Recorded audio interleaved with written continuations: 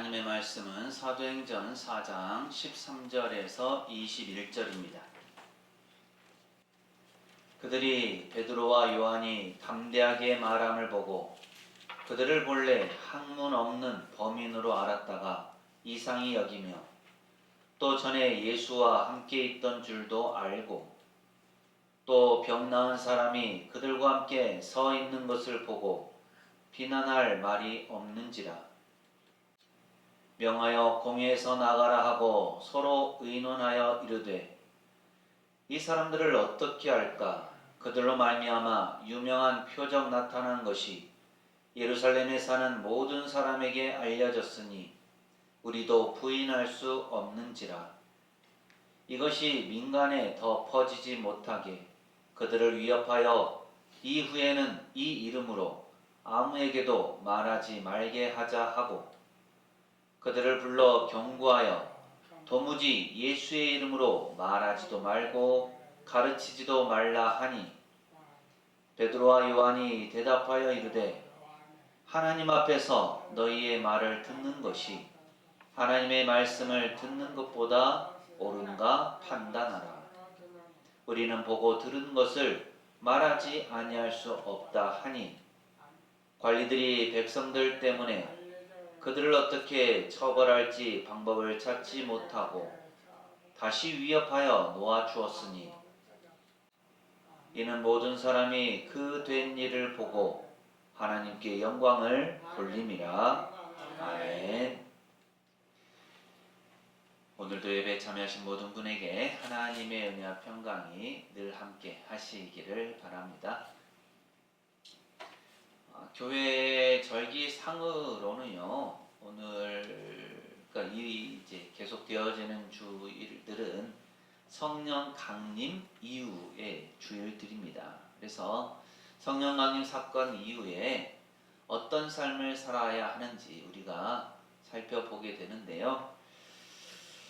초대교회는 성령님의 강림 사건 이후에 놀라운 변화들을 경험했습니다. 사도들이 먼저 변화되었고요. 또 그들의 말씀을 듣는 사람들이 변화되었습니다. 그래서 초대교회도 형성되었죠. 그 이후에 초대교회에서는 어떤 일들이 있었을까요? 그리고 그 일들이 우리에게 주는 교훈은 무엇일까요? 오늘부터 우리는 그리스도인이 되기까지 초대교회 성도들의 삶 그리고 사도들의 모습을 살펴보려고 합니다.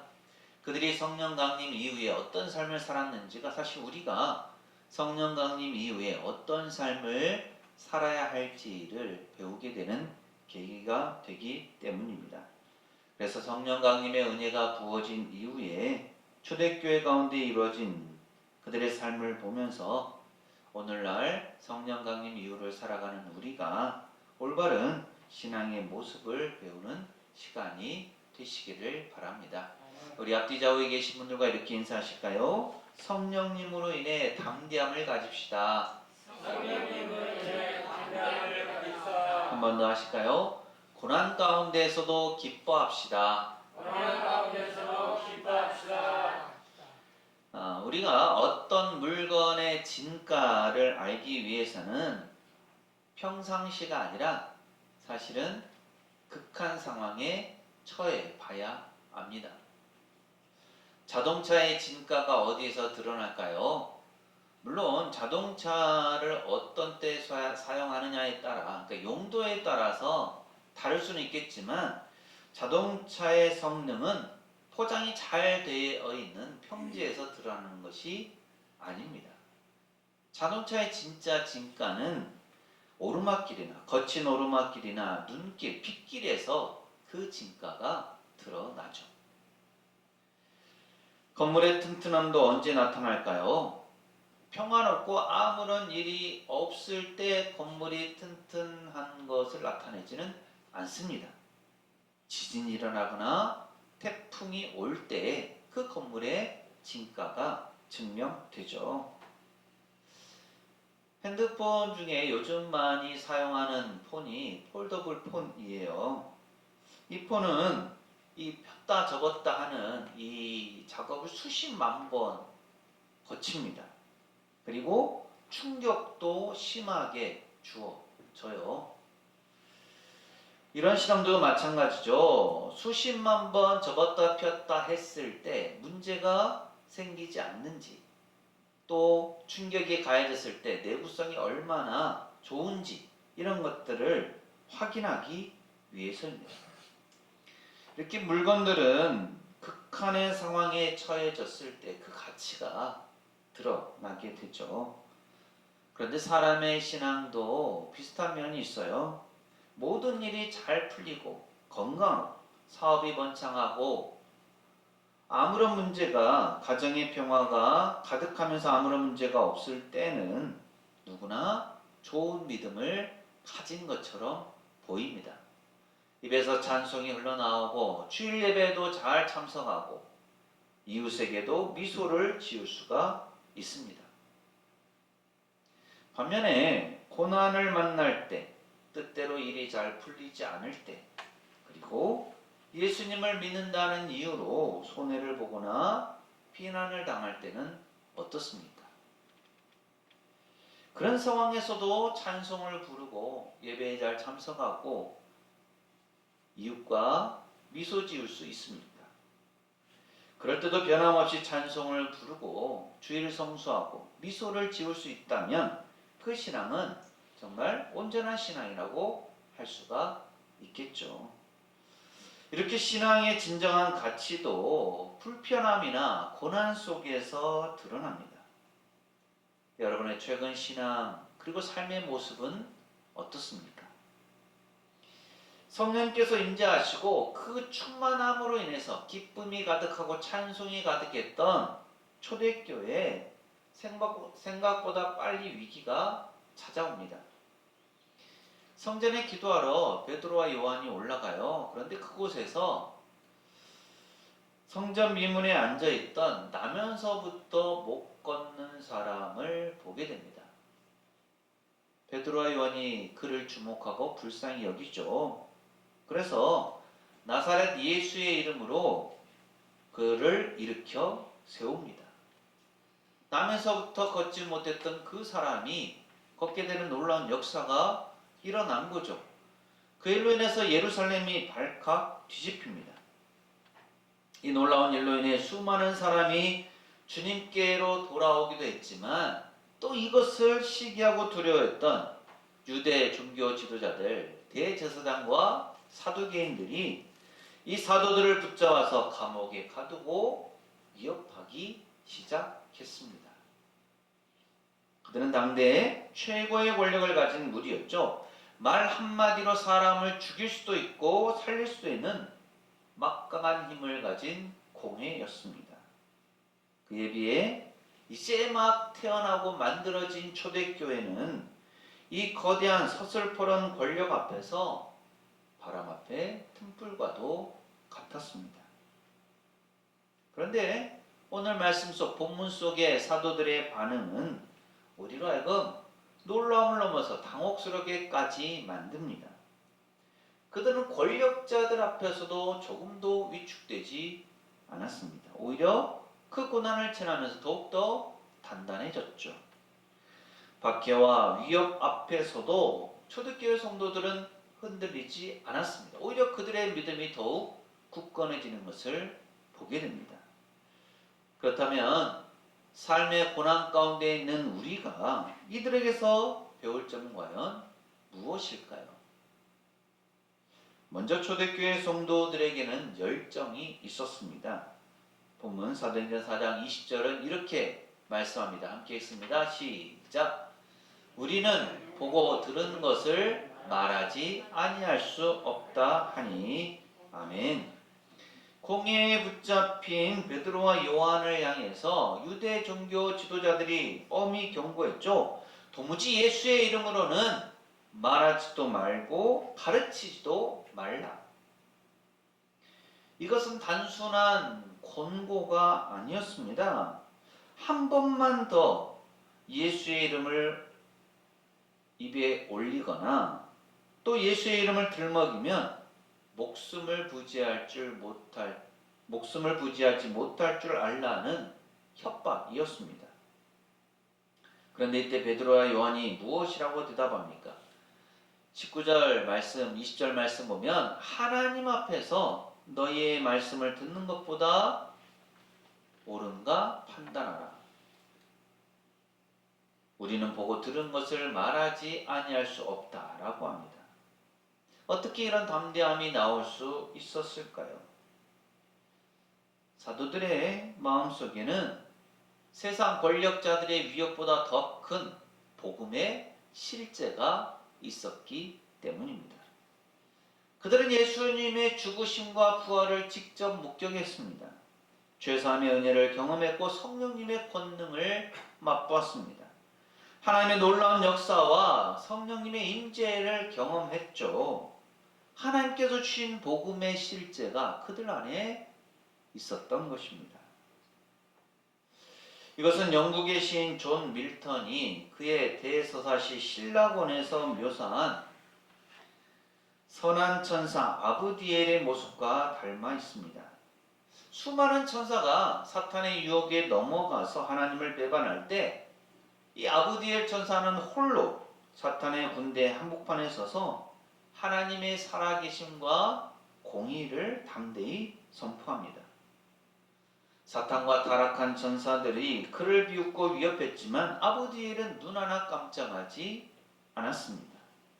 왜냐하면 그에게는 하나님의 영광과 진리가 너무나도 명백하고 확실한 실제였기 때문입니다. 그래서 밀턴은 그를 가리켜서 수많은 무리의 조롱과 위협 속에서도 홀로 진리를 지킨 흔들리지 않는 영혼이라고 칭송했습니다. 사도들의 심정이 이 아브디엘과 같았던 거죠. 자신들이 직접 보고 들은 확실한 진리였기에 세상이 칼을 들이대면서 침묵하라고 할 때도 사도들의 그 불타는 열정을 막을 수가 없었던 겁니다. 신앙인들도 비슷하죠. 성도들이 언제 흔들릴까요? 성도들의 신앙이 흔들리는 때는 복음이 자신의 삶의 실제가 되지 않고 하나의 이론이나 지식으로만 머물러 있을 때입니다. 머리로만 믿는 신앙은 세상의 작은 위협이나 손해 앞에서 쉽게 침묵하고 타협합니다. 하지만 예수 그리스도의 살아계심을 삶으로 생생하게 경험한 사람은 성령님의 임재와 역사를 삶 속에서 체험하고 확증한 사람은 세상이 아무리 입을 막으려 해도 터져나오는 복음의 증인이 될 수밖에 없습니다. 그리고 초대교회 성도들에게는 절대 기준이 있었습니다. 사도행전 5장 29절은 이렇게 말씀합니다. 함께 읽습니다. 시작. 베드로와 사도들이 대답하여 이르되 사람보다 하나님께 순종하는 것이 마땅하니라. 아멘. 사도들이 풀려난 이후에도 복음의 역사는 멈추지 않았고요.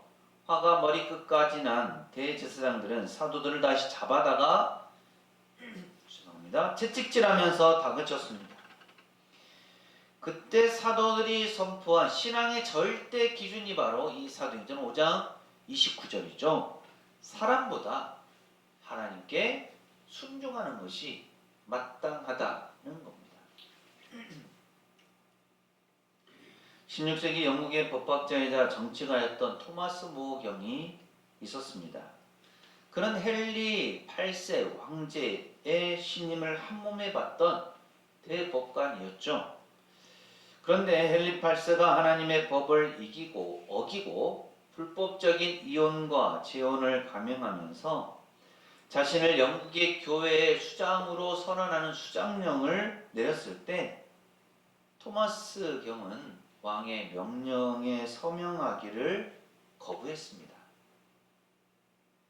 왕은 그를 런던 탑 감옥에 가두고 재산과 관직을 모두 빼앗으며 회유했습니다. 그러자 그의 아내와 자녀들까지 찾아와서 제발 눈 한 번만 감고 왕의 뜻에 따르라고 눈물로 호소했죠. 그러나 토마스 모는 단호했습니다.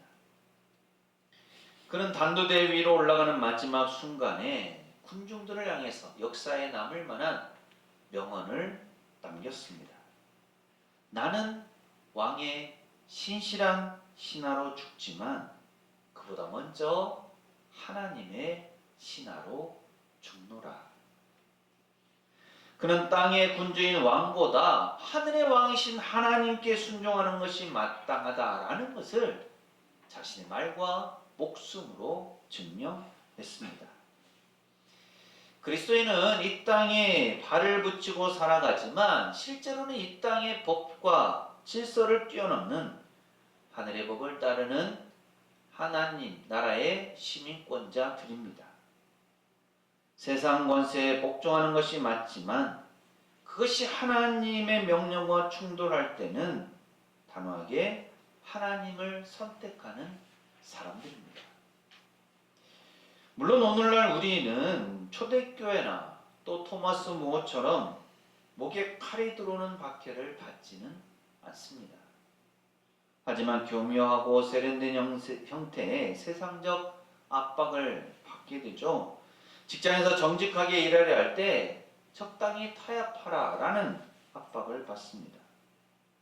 남들이 다 하는 부정과 편법을 거부할 때는 너만 유별나게 굴지 말라는 소회를 당하기도 합니다.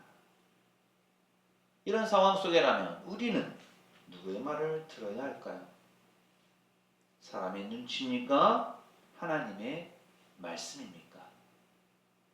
성령으로 사는 사람은 사람보다 하나님께 순종하는 것이 마땅함을 아는 사람입니다. 초대교회 성도들은 세상의 박수보다 하나님의 인정을 갈망했기에 사람보다 하나님께 순종한다라는 절대 기준을 잘 지켜냈습니다. 또한 초대교회 성도들에게는 역설적인 기쁨이 있었죠. 사도행전 5장 41절은 이렇게 말씀합니다. 함께 읽습니다. 시작. 사도들은 그 이름을 위하여 능력받는 일에 합당한 자로 여기심을 기뻐하면서 공회 앞을 떠나니라. 아멘. 사도들은 공회에서 모진 매를 맞고 풀려났습니다. 온몸이 비투성이가 되고 살점이 떨어져 나가는 고통 속에서 그들이 보인 반응은 상상을 초월합니다. 그들은 억울하다고 통곡하거나 원망하지 않았습니다. 오히려 예수님의 이름을 위해 능력받는 일에 합당한 자로 여김 받는 것을 기뻐했습니다. 어떻게 매를 맞으면서도 그 처참한 고통 속에서도 기뻐할 수 있습니까? 이것이 바로 기독교 신앙의 가장 위대한 역설입니다. 초대교회 성도들에게는 고난을 특권으로 여기는 기쁨이 있었습니다. 여러분 혹시 바이올린 아십니까? 세계에서 가장 값비싼 바이올린 중에 하나가 스트라디바리우스인데요. 이 바이올린에 관한 흥미로운 비밀이 있습니다. 현대 과학자들이 이 명기가 왜 그토록 아름다운 소리를 내는지 연구해 보니 그 바이올린이 만들어진 17세기 후반 유럽에 극심한 소빙하기가 찾아왔었다라는 것을 발견했습니다. 수십 년 동안 몰아친 혹독한 추위 때문에 그 당시 나무들은 제대로 자라지 못하고 얼어붙을 뿐이었습니다. 그런데 그 혹독한 겨울바람과 추위를 견뎌낸 나무들은 나이테가 상상할 수 없을 정도로 촘촘하고 단단해졌습니다. 안토니오 스트라디바리는 바로 그 추위를 견디는 단단해진 나무로 바이올린을 만들었고 그 바이올린이 세계적으로 유명한 명기가 되었습니다. 고난의 계절을 버텨낸 나무가 세상에서 가장 아름다운 천상의 소리를 내는 명기가 되었던 것입니다. 사도들의 모습도 이와 같았죠. 그들에게 있어서 고난은 부끄러운 실패가 아니었습니다. 자신들이 진짜 예수님의 제자라는 사실을 증명해주는 영광스러운 훈장이 되었습니다. 우리의 삶 안에도 만약 주님을 위해 받는 고난이 없다면 어쩌면 우리가 세상과 너무 잘 타협하고 살아가고 있는 것인지는 모릅니다. 예수님은 말씀하셨습니다. 나로 말미암아 너희를 욕하고 박해하고 거짓으로 너희를 거슬러 모든 악한 말을 할 때에는 너희에게 복이 있다. 기뻐하고 즐거워하라. 하늘에서 너희의 상이 큼이라. 너희 전에 있던 선지자들도 이같이 박해하였느니라 라고 말씀하셨습니다. 초대교회는 고난이 없기를 기도하지 않았습니다. 오히려 고난 속에서도 낙심하지 않고 담대하게 복음을 전할 수 있는 믿음을 달라고 기도하였습니다. 고난을 피해 도망하지 않았고 고난의 한복판을 기쁨으로 살아갔습니다. 그러자 세상이 교회를 감당하지 못하게 되었습니다. 사랑하는 새성교회 교우 여러분, 가을이 되고 겨울이 오면 활렵수들은 낙엽을 떨구고 앙상한 가지만 남깁니다. 그러나 소나무와 같은 상록수는 추운 겨울바람 속에서도 그 푸르름을 잃지 않고 오히려 더 돋보입니다. 오늘날 우리는 교회가 세상으로부터 조롱을 당하고 성도로 살아가는 것이 녹록하지 않은 시대를 지나고 있습니다. 혹시라도 신앙 때문에 크고 작은 불이익을 당하고 계시지는 않습니까? 믿지 않는 가족이나 동료들로부터 외면을 당하고 있지는 않으십니까? 고난의 깊은 터널을 지나고 계시지는 않습니까? 낙심하지 마십시오. 오히려 기뻐하십시오. 아멘. 만일 우리가 주님의 이름 때문에 고난을 받고 있다면 그것은 우리가 지금 올바른 길을 걸어가고 있다는 증거입니다. 아멘. 사도들은 고난 속에서 더 단단해졌습니다. 사도행전 5장 42절은 이렇게 말씀합니다. 함께 읽습니다. 시작! 그들이 날마다 성전에 있든지 집에 있든지 예수는 그리스도라고 가르치기와 전도하기를 그치지 아니하니라. 아멘. 대제사장, 사두개인들, 유대 종교 지도자들은 사도들의 입, 성도들의 입을 막으려고 했지만 그들은 오히려 더 입을 벌려서 예수님을 증거하고 전했습니다. 성령님의 인재를 경험한 후였지만 성령 충만한 삶을 살았던 그들에게 고난이 닥쳐왔을 때 그 고난은 그들에게 위협이 되지 않았고 그들의 믿음을 더욱 굳건하게 만들었습니다. 그들은 더욱 열심히 기도했고 더욱 열심히 말씀을 선포했고 더욱 열심히 예수 그리스도를 가르쳤고 더 열심히 전도했습니다. 우리도 삶의 어떤 시련 앞에서도 또 신앙의 어떤 위협 앞에서도 무너지지 않는 삶이 되어야 합니다. 고난을 통해서 우리의 믿음이 순금처럼 정련될 때 세상이 감당할 수 없는 그리스도인이 됩니다. 하나님 앞에서 그리고 세상 가운데서 온전한 그리스도인으로 바로 서는 우리 모두가 되시기를 간절히 소망합니다. 아멘. 기도합니다. 사도들과 초대교회 성도들은 환난과 박해 속에서도 흔들리지 않고 오히려 예수님의 이름을 위해 능력받는 것을 기쁨으로 여겼습니다.